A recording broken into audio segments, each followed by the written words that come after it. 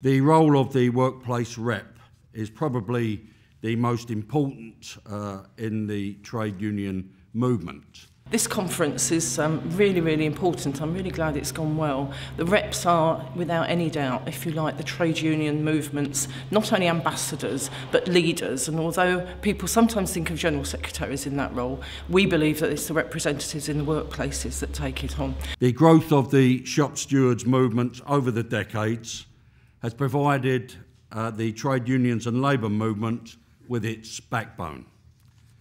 It is vital that this process continues, and that's what we're here today, what it's all about. The role of the rep is absolutely vital at the moment.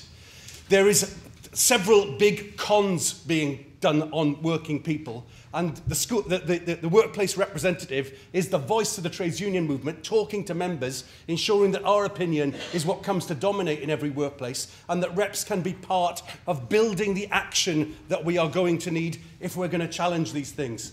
Because this government hasn't got an honest mandate for these cuts. Cameron on the Andrew Marr programme, the last appearance on Andrew Marr before the election a few days later, said on that programme, if ministers come to me with cuts in frontline services, they will be sent away. It was a lie. There's no doubt that centrally this government has got its target on national collective bargaining. It clearly wants to move things to a local level. Employers are similarly moving that particular direction because they see or they think they can get a better deal in that situation. The way in which our unions deliver for members, the way in which we organise our members, we don't do through a few full-time officials, we do through thousands of people like yourselves. So we did a workshop on the issues affecting young members. We had a really good speaker, Stuart Melvin, who's a delegate from USDOR to our Young Members Network. He was talking about the kinds of issues that affect somebody that's trying to make a really good attempt to be a good trade unionist and a good rep in the retail sector, in a workplace that doesn't have a particularly strong union, hasn't got a history of trade unionism there at all.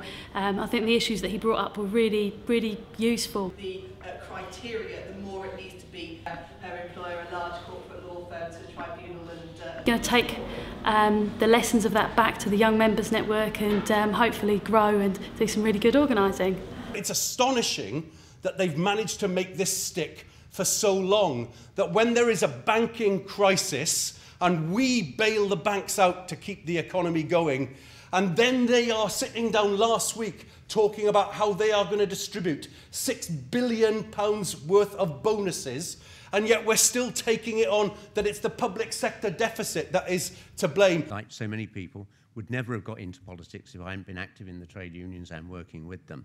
And that link is the key to strengthening what we do and electing a government that I think can really be the sort of transformatory government we were so disappointed not to see in that last 13 years. And I see my campaign as a part of that process. Thank you very much, brothers and sisters.